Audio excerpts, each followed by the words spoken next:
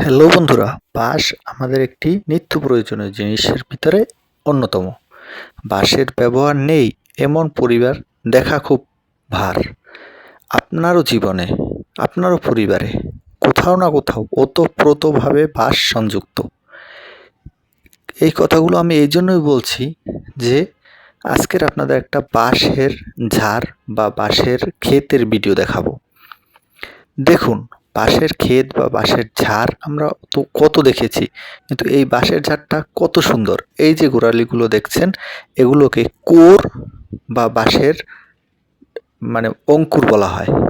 এই দেখেন, এই মোটা মোটা এইগুলো থেকেই কিন্তু এই বাঁশের উৎপত্তি।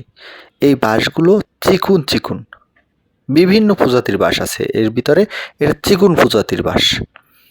দেখেন, আমি এই জন্যই দেখাচ্ছি যে বাঁশঝাড় সাধারণতভাবে এত পরিষ্কার, এত সুশৃঙ্খল দেখা যায় না, কিন্তু এই বাঁশঝাড়টি কতটা সুন্দর আমার দেখে অত্যন্ত ভালো লেগেছে, তাই আপনাদের সাথে বিষয়টি শেয়ার করছি। দেখেন, বাঁশগুলো তেমন লম্বা না, আপনার 50 ফুটের মতন হবে, 40 ফুট থেকে 50 ফুট, কিন্তু বাঁশগুলোর দেখতে খুবই সুন্দর, খুবই সুন্দর, অপরূপ সৌন্দর্য বাঁশগুলো। তাও যদি হয় আবার এইভাবে একটা নদীর পাড়ে, দেখাচ্ছি আমি, এই দেখেন এত বড় নদীর পাড়ে একটা বাঁশঝাড়। এই অপরূপ সৌন্দর্য আপনাদের না দেখিয়ে কি করে থাকি বলেন? দেখেন কত সুন্দর নদী, বিশাল, তার পাশে জায়গা, বালুময় মাঠ, এর পাশেই এই যে বাঁশঝাড়টি অবস্থিত।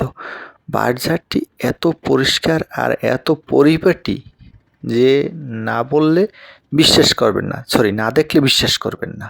ওকে বন্ধুরা, ধন্যবাদ, tata, bye bye. Like, comment এবং শেয়ার আশা করি। ভালো থাকবেন সব সময়।